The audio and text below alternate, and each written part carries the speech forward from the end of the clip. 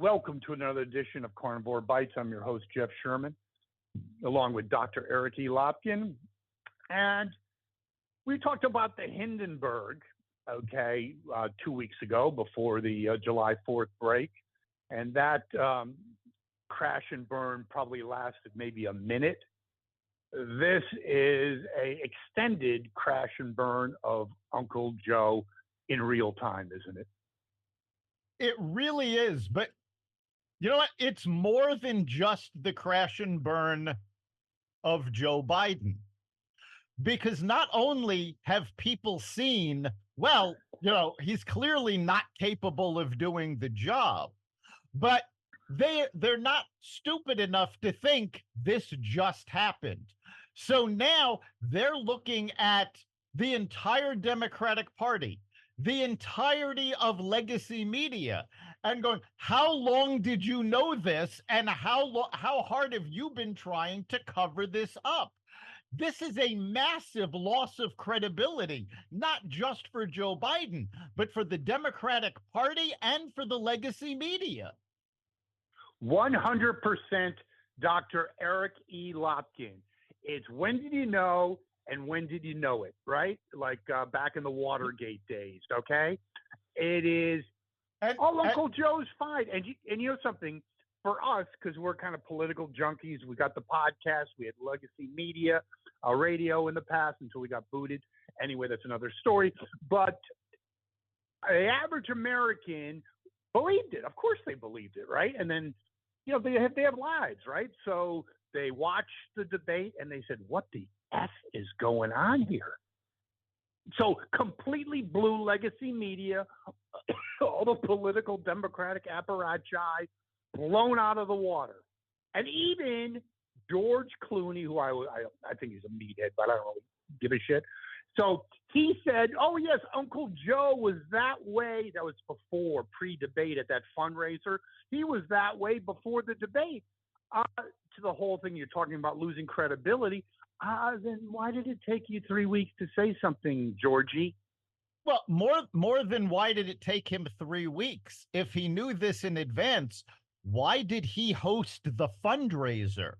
He cares so little about the American people and the country that he wants to prop up an infirm old man who is incapable of doing the job.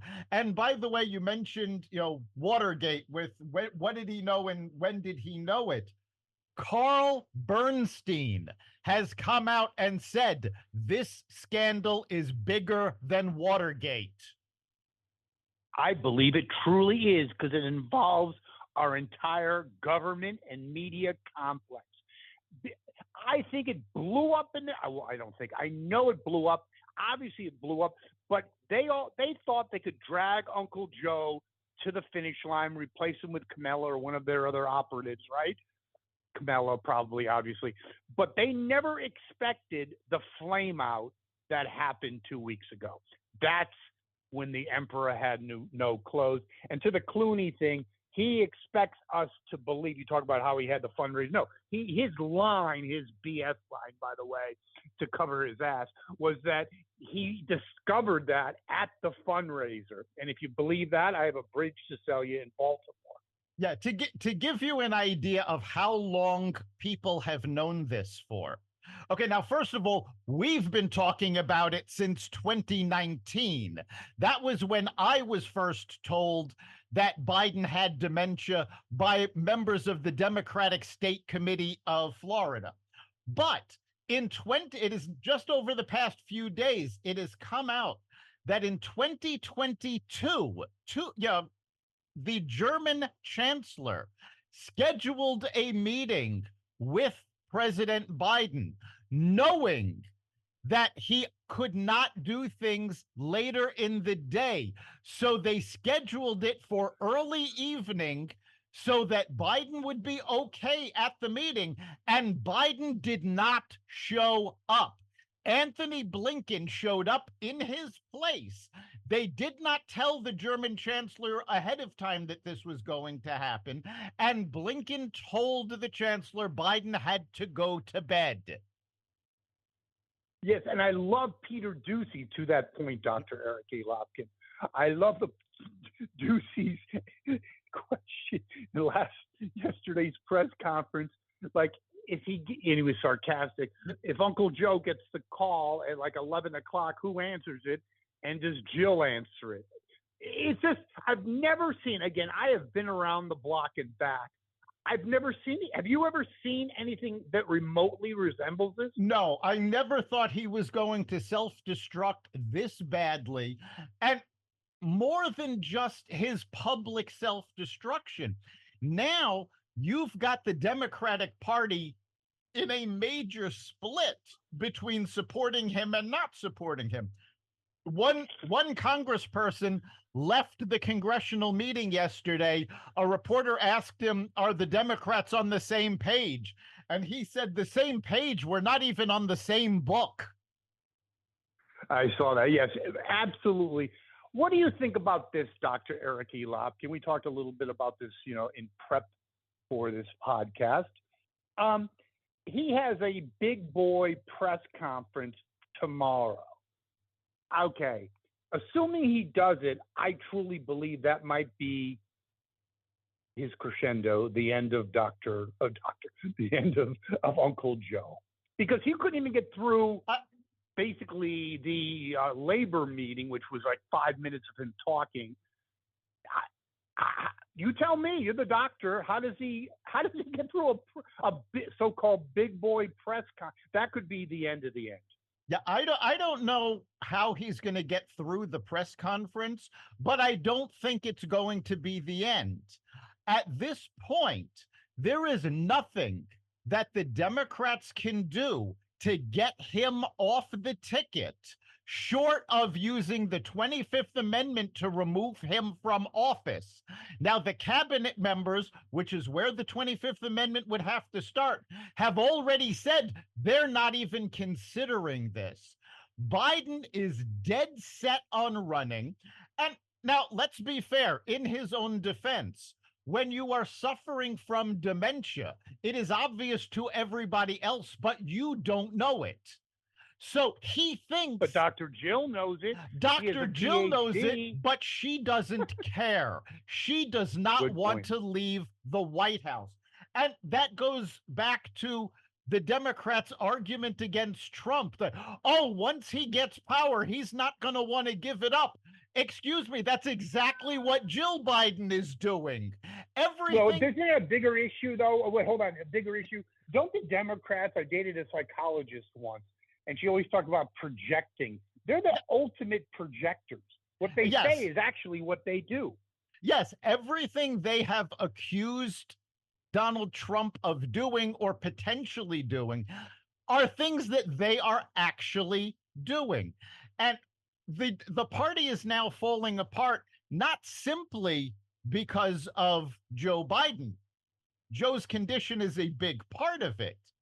But the American public are now seeing, wait a minute, you've been telling us that Donald Trump is a threat to democracy, so much that you're propping up Joe Biden, who can't do the job. And now, right now, you've got Senate Democrats and House members who are in swing states, who are in danger of losing their seats.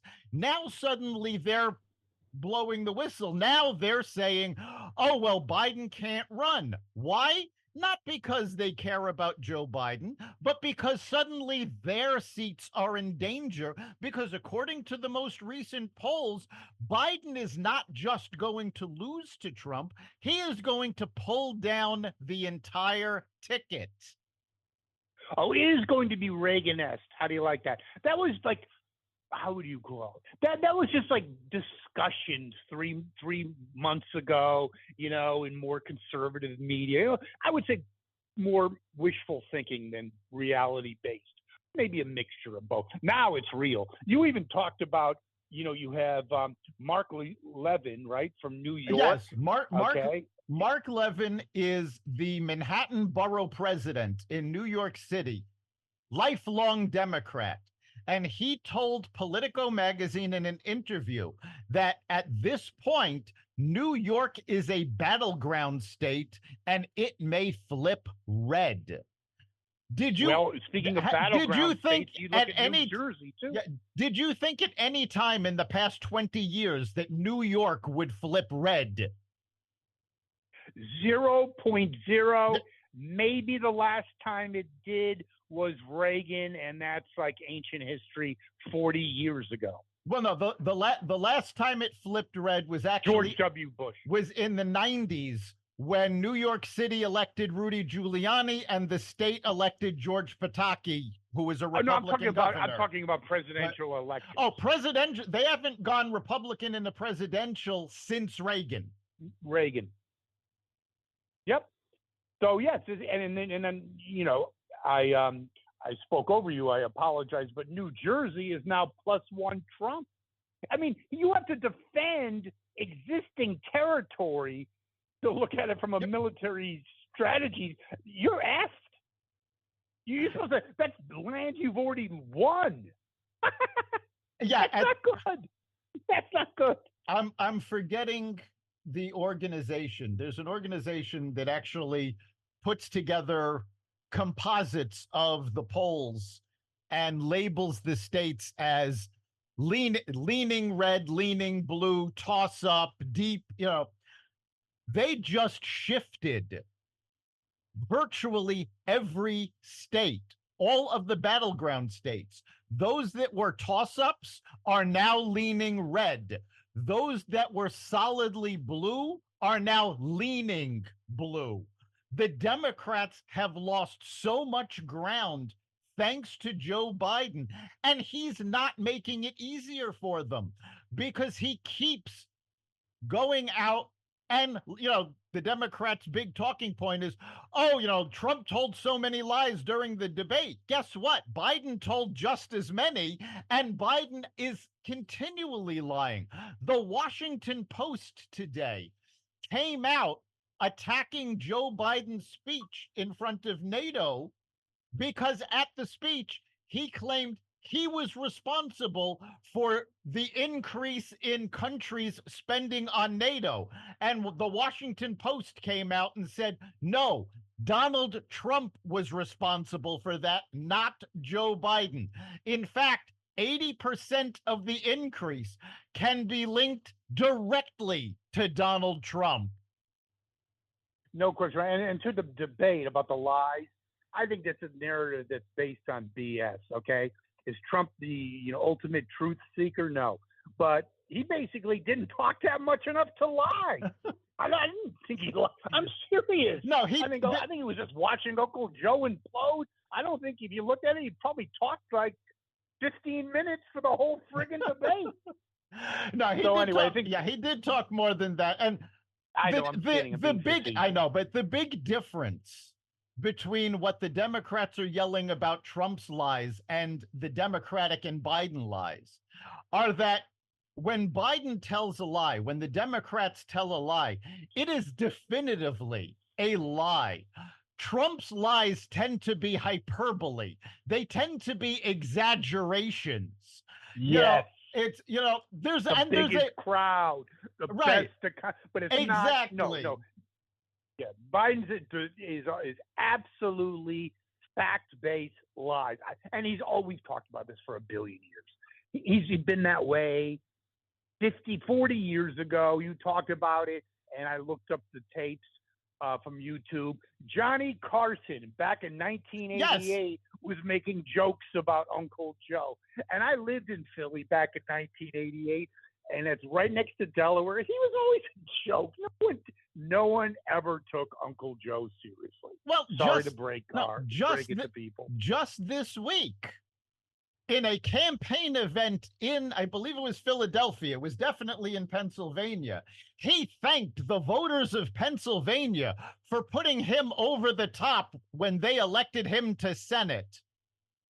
That was in Philadelphia. Yeah, he never represented Pennsylvania in the Senate. He represented Delaware. He doesn't even know where he is anymore or what position he's running for. I would agree with that, and that we don't want to overdo something, but I already talked about the big boy press conference. I do say that yes, will he resign? That's an open question. I got it. But you talk about the knives coming out now. It's going to be a bloodbath after that big boy press conference, and even had Nancy Pelosi saying, "Wait for to the end of the NATO conference before you pull the plug on it." So it's going to be. I don't know if it's sustainable.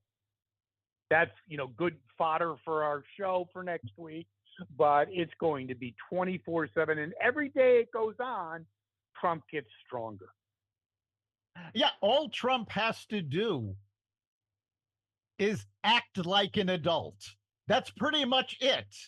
As long as he doesn't shoot himself in the foot, Biden keeps killing himself over these things. He keeps making these gaffes. And Nancy Pelosi made a statement earlier, basically saying, well, whatever Joe decides, we have to back him. And she told Democrats, if you have a complaint, talk about it behind closed doors.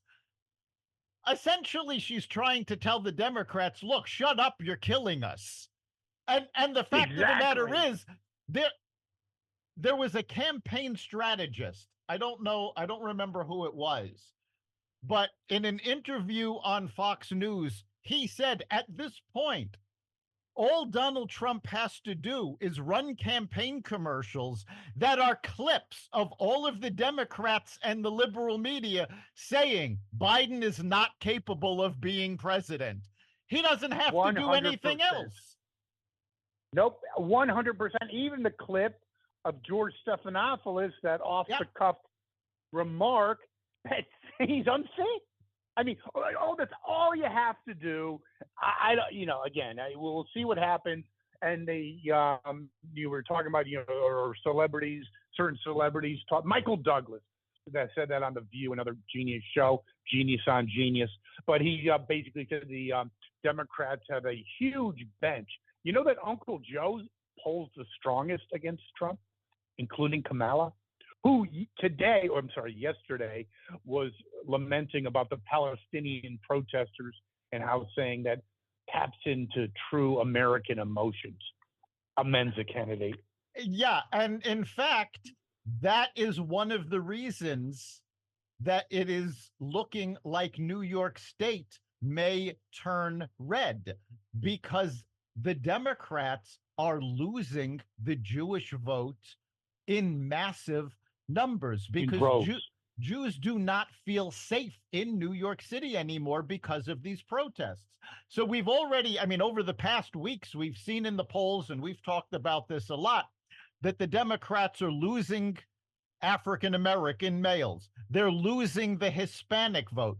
Now they're losing the Jewish vote. Guess what? Basically, and they're also losing white males. So all this leaves for the Democratic Party is the awfuls. And for our listeners who have not heard that acronym before, awful is affluent white liberal female. Or excuse me, affluent white female liberal. You know what's really interesting? When we do this podcast, I peruse different sites to see if there's anything else that popped up. Really interesting. What do you think of this? This is not a conservative site, basically talking about the gray wave, meaning older people flipping tradition. And as you were saying, Dr. Eric E. Lopkin, about New York, when you were talking, the thing that came up right before that was New York, next swing state. Yikes. Yeah, exactly. And I hadn't thought about this before, but as I was saying what awful stands for, it just dawned on me that the stereotypical Democrat right now, based on the definition of the affluent white female liberal, that seems to be the strong point, they're kowtowing the entire party to Jill Biden. I would say you're 100% Yeah. right. I mean, but isn't it funny though? At the big reboot, which is 2 weeks after the disaster from hell, which was a debate, Uncle Joe went on Scarborough for the big reboot, and basically it was so funny. I'm sure you saw it. You had the two of them.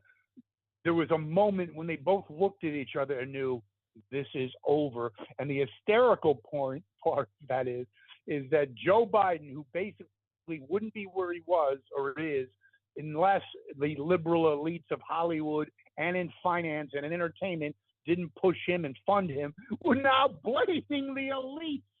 You can't, Yes. you can't make that up. Yes. And you know what's the funny, before you comment on it, the funny thing about it also, he says, but not you guys. You don't qualify. You're too friggin' stupid. Anyway, go ahead.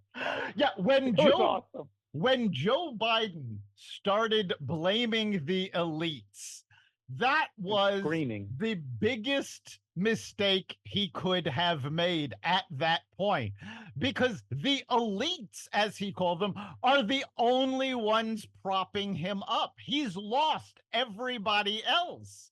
So the idea that the elites are the ones making this worse, and again, as I said earlier, it goes back to more evidence that, yes, he has dementia. He does not realize what is going on. He has this image in his mind, and nobody is telling him that it's wrong. His inner circle is basically a bunch of yes men telling him, yes, you're right. And a crackhead. Yes. Well, I was about to say, Jill Biden does not want to want to lose the White House. She wants to be able to keep traveling on the taxpayer dime and showing up on the cover of Vogue, which, let's face it, with a $3,000 dress. Right. Let's face it. If Biden loses, Jill Biden's never going to be on another magazine cover in her life. And you've got Hunter Biden that certainly doesn't want Joe leaving the White House, because that's basically all that's standing between him and his freedom, because he could be going to jail on the gun charge. And more than that, you have the entire Biden family who built an industry out of selling influence and access to Joe Biden. He leaves, he steps down, that's it. The industry is done. Actually, I disagree with you on one thing. Jill will be on the cover of a magazine shortly after the election. I don't know if the magazine still exists. Bankruptcy Journal. Because the gravy train is over. I think they've tried to refinance their houses too. So yeah, that might be the only one. That could be. And you brought up money, which is another major factor in this, because but the Biden-Harris campaign, prior to the debate, or prior to maybe a month before the debate, was a fundraising juggernaut. Mm-hmm. The debate killed that. They've still got these big donors who are sticking by them, but most of their donors are now leaving. That money cannot be turned over to any other candidate other than Kamala Harris, because it is the Biden-Harris campaign. So if they do want to replace Joe Biden, unless they replace him with Kamala Harris, who at this point has just as low, I don't know if it's lower anymore since the debate, but her approval rating is just as low as Joe's.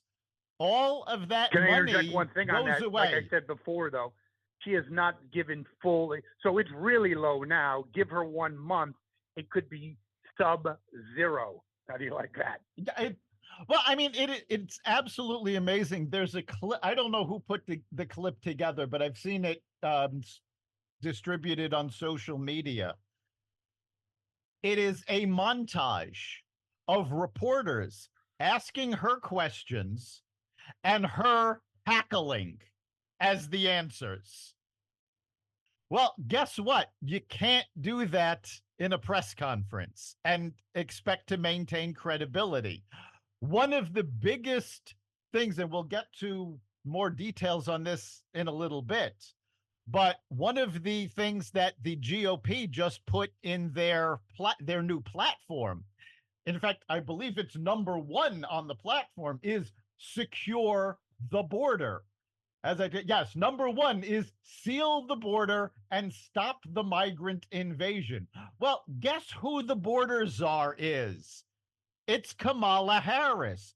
So Whoa, Dave, whoa, whoa! She's still everybody looking for sees. no. She's still looking for the root causes.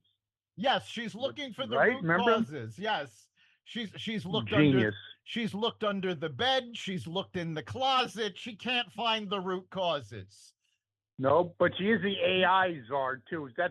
You can never think of anyone more qualified and more because a brilliant mind that can understand the nuances and the technology of AI.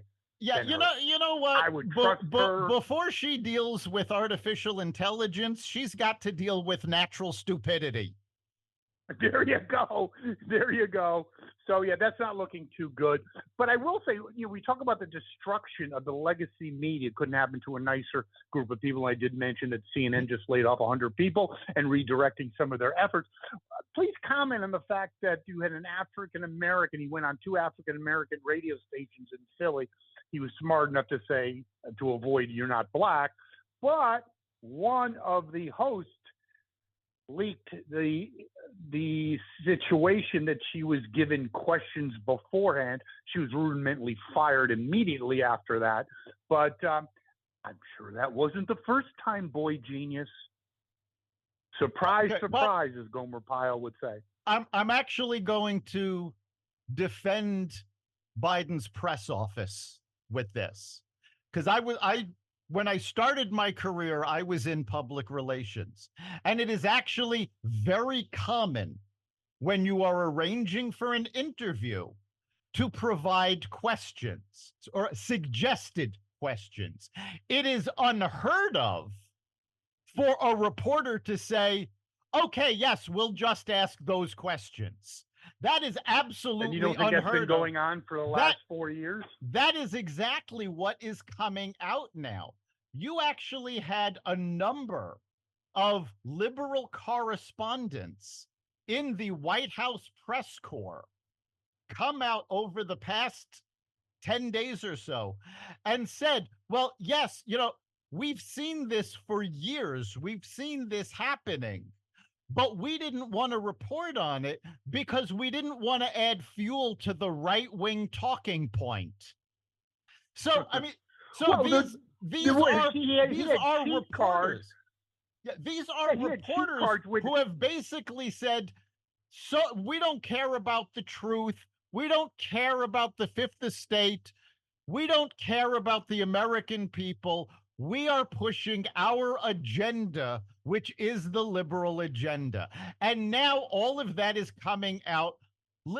Media had a bad enough credibility problem before this.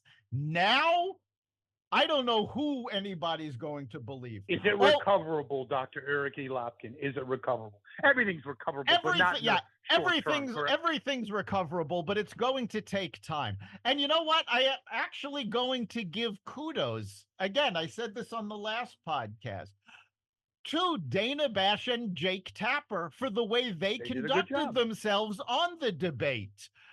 They were fair. They were unbiased. They did their jobs as journalists. And immediately following the debate, liberal media started bashing them. How dare they not call out Trump for his lies? Well, they also didn't correct Biden's lies. Why? Because that's not the moderator's job. Yes, I would agree on all that.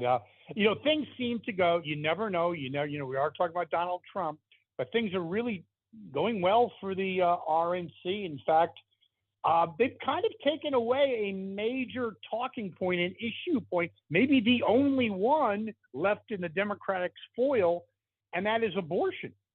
Explain that. Yes. In the 2024 Republican platform, They have ended their opposition to abortion.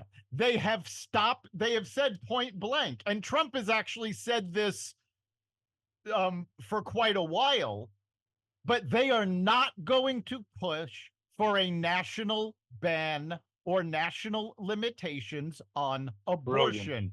They are following the Dobbs decision from the Supreme Court, which says this is a matter for the states. Now, here's the thing. This is why this is so important. This is, never mind a matter of politics. For political reasons, this is the best thing the GOP could have done. For legal reasons, though, Biden still keeps yelling they are going to push for a national law allowing abortions. Well, guess what? If the Democrats push for a national law allowing abortions across the board, if the Republicans pushed for a national law banning abortions across the board, the opposing side, if it was a Republican ban, it would be a blue state. If it's a Democratic pro-abortion law, it'll be a red state.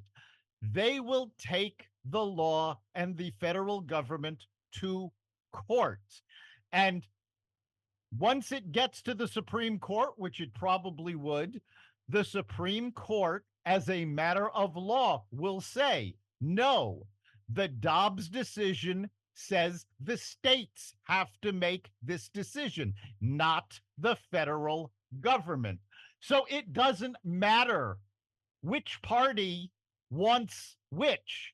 When it comes to abortion, the national party, Congress, the Senate, the president have no say on abortion. If abortion is a keystone principle for you, either way, you need to be voting in your local elections because that's where that decision is going to be made. It certainly takes the thunder away from their biggest talking point. One thing I would like to ask you in conclusion, we talk about fallout. I'm really intrigued by this. One of the biggest, I'll say, fatalities or one of the biggest aftermaths of this whole debacle over the last 3 weeks has been Jill Biden. In fact, Bill O'Reilly wrote a piece basically, and he's not the first, basically articulating Jill Biden, what he calls spousal abuse. She's taken a lot of shit, and deservingly so, hasn't she? Yes, she has, and she's going to take more. In fact, I was actually asked if there was any way the American voters could have her charged with elder abuse. And unfortunately, my answer was no, there isn't, because the American voter actually lacks standing to bring such a case. But yeah, pundits are saying she is guilty of elder abuse. She is pushing Joe to do things he is no longer mentally fit to do. And 100%. What I find really amazing is, and I've heard a couple of actual liberal pundits talk about this, the person that Jill Biden is being compared to, and not favorably at all, is Nancy Reagan. Because we all know at the end of Reagan's term, he had started to suffer from dementia, and Nancy Reagan's main focus was protecting Ronald Reagan. When they left the Oval Office, she could have had a career of her own. She could have done book tours. She could have done speaking tours. No, she came off of all of that to care for Ronald Reagan. It is very clear that Jill Biden is not caring for Joe Biden. So she is turning out really the villain in this piece. But you know what? I'm totally actually vilified. She's being totally vilified. But I'm actually going to go out on a limb here. I think all of this is going to end up being a positive for the Democratic Party. We already started to see with the loss of Jamal Bowman, that the Democrats were starting to go, okay, you know what? We've let the left rule this for too long. We've started to see Omar facing an uphill battle in her primary. AOC's been highly damaged. AOC has been damaged, even though she won her primary. Cori Bush looks like she may lose her primary. If Biden's damage is so great that the Democrats actually do lose control of the Senate and cannot take the House, and I mean, even the Democrats themselves are saying it looks like we're losing the White House. This is the perfect opportunity for them to say, okay, you know what? It wasn't just that Joe Biden wasn't capable. This was an indictment of everything we had been doing as we kept moving to the left. We've heard comedians talk about this, but saying, you know, well, I didn't leave the Democratic Party. The Democratic Party left me. This is the perfect opportunity for the DNC and the leadership of the Democratic Party to go, all right, you know what? The people are telling us that this is not the party they want to vote for. Let's move more towards the center. Well done, Dr. Eric E. Lopkin. I think that is reason. Going to be... Yeah, this is the real reason that the Republicans left abortion out of their platform, because they were listening to the American voter, and the voter has been telling them, look, we do not want pro-life policies. We want reasonable abortion policies. And the Republicans went, look, the voters have spoken. We're going to leave that out. And the right wing of the party is not happy about it. But the main part of the Republican Party basically told the right wing, look, you're going out on a limb, you're going out on the fringe. We have to govern the entire country, not just the fringe. If the Democratic Party takes this opportunity to learn that same lesson and say, yes, we need to be a party that's going to govern the country, not just for the radical left, they are going to come out of this stronger than ever. I like your commentary. I like your analysis.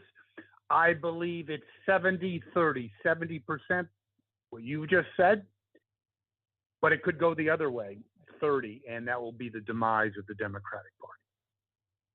Yeah, if they decide, well, the voters didn't go to us because we didn't go far enough to the left enough, then they'll be a fringe party, and they will be out of power probably for about 15 years until they fix that.